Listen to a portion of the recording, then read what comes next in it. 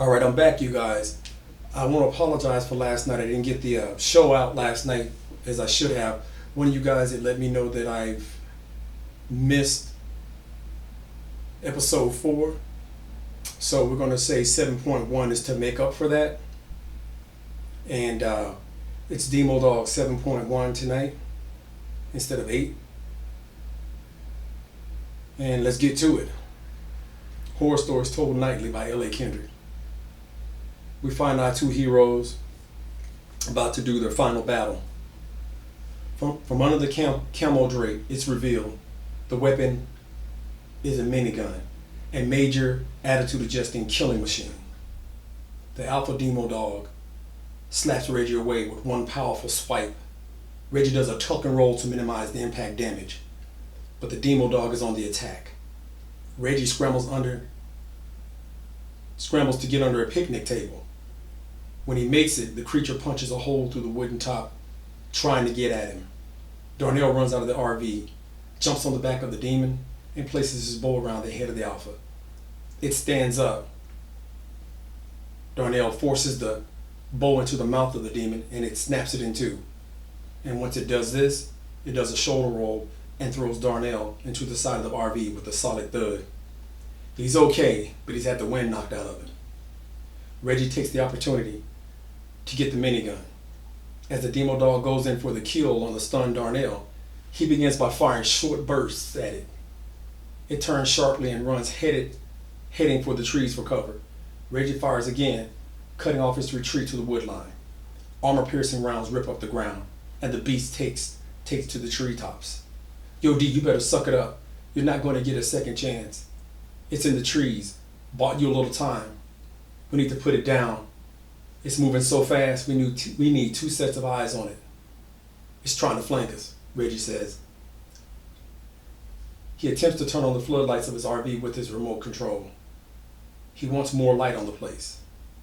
But it doesn't work. It's been damaged due to the falls and attacks he's taken. Guess we're going to have to do it manually. I keep seeing other things darting in and out around us, D.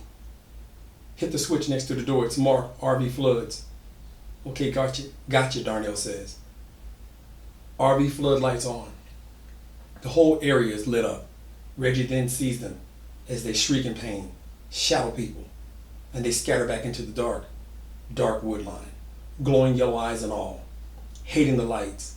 Some even start to burn before they haul tail. Darnell just happens to catch the tail end of them, and he can't believe what he's seeing. This night can't get any weirder, can it? With those shadow people, it's like they were here the whole time and we didn't even know it. Darnell replies, reaching for a weapon. We gotta leave. She told us if we stayed too long that we wouldn't make it. I guess this is what she meant. This place is hell. And the curse, no doubt, is real, Reggie says, pointing the minigun straight on. That Demo Dog Alpha, it won't stop unless we kill it or it kills us. And more supernatural creatures are starting to come out trying to get us, Darnell replies. It has come to the raw conclusion that they've disturbed the area. The curse is attempting to claim them as it has done so many others over the centuries. The Alpha drops out of the tree it was perched in. Reggie lets loose firing with tracer ammo-piercing rounds. The creature runs, avoiding the spray for the moment. Reggie is mowing down trees, trying to kill the beast.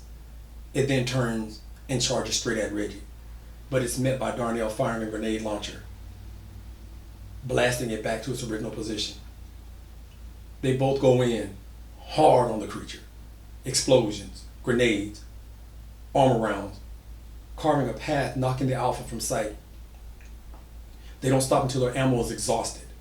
They reload and look into the direction of where the cryptid was. They notice that they cleared a path that would make a lumberjack proud. And here it comes again. But this time, it's extremely damaged and bleeding. Reggie pulls the trigger on his minigun, but it's jammed. He tries it again, same result. It charges. Reggie falls back to the ground. It's about to kill him. Hey, Bow Wow, here's something to chew on, Darnell says as he fires the grenade launcher and blows the creature into blood and ash. Whoo! he screams out. He drops to one knee and sighs heavy. He holds his shoulder and moves to Reggie to help him up. Then they both just fall back to the ground and sit back to back, shaking their heads. You owe me one, Darnell says, dropping his head and rubbing his eyes. Oh, so we keeping count now? You got jokes, Reggie says. They are exhausted, but not out of the fire yet, because in the direction the RV is facing for a fast exit, there are new threats.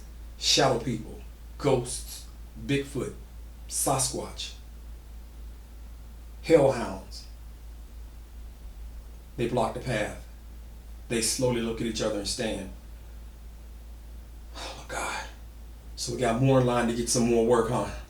How much ammo you got left? Darnell asks, checking his grenade launcher. About 100 rounds in my knife, Reggie replies. Counting how many creatures we're facing, it's about a dozen. I don't think it's going to be enough. Well, we'll go out fighting. I don't think that what we have works on the ghosts or the other supernatural stuff that just stepped up, Reggie says. But you know what? Wouldn't have us any other way. Glad to go out with my best friend, even though it's been a long time. What a way to catch up, Darnell replies as he steadies up. I feel you, bro. You ready? Reggie asks. Let's get it, Darnell replies as the creatures begin their attack. The fire pit explodes in green flame from a completely dry pit. And chanting starts. It's the older lady. You young men are still here? I'm surprised you're still alive. I told you to leave. I know you lost your way earlier. Just like I told you you would. And as you can see, they don't care. They want you. I'm the only thing standing between them and dinner, she says, laughing. Well, we could just fight our way out. What other choice do we have? You seem to have control over them. Why don't you stop them? Darnell replies, ready to face death. I could let them get you. Or if you've got more fish to trade, I'll let you go unharmed, she says. We ain't got no more fish, lady. It's gone. We just got to go out swinging like my dad taught me. Reggie replies. Wait a minute. I just remembered we've got some left. It's still on ice. We never ate it. Reggie runs into the RV and grabs the fish and a cooler with wheels and brings it outside. Here you go, ma'am. This is all we have left, he says. Throw in that fancy headband light and you got a deal. These woods get really dark at night and my eyes aren't what they used to be, she replies, smiling. Okay, deal. Here, take it, D. Here, take it, D says, giving her his headlamp. Thank you. I would have let you two go either way. You've been very courteous to an old lady. It's nice to chat with people every once in a while. Your parents did a great job, obviously. Plus, you're not part of the vengeance blood curse.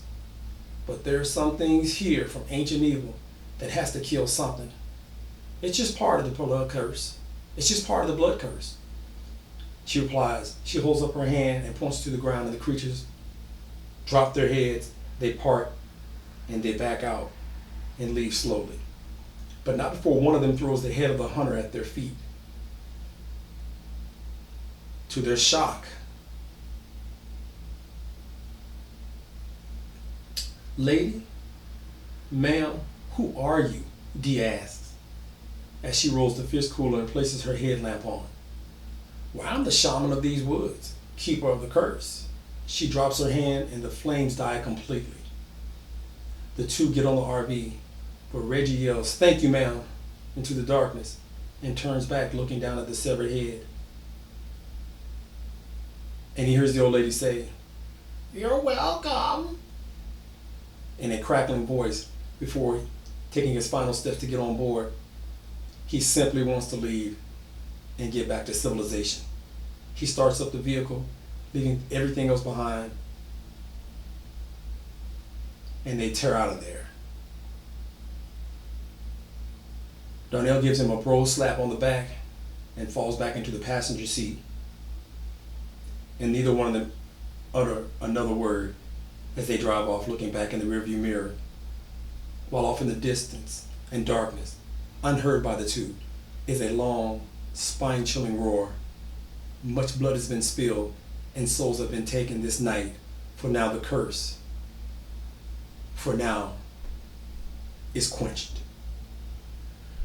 But that's my story.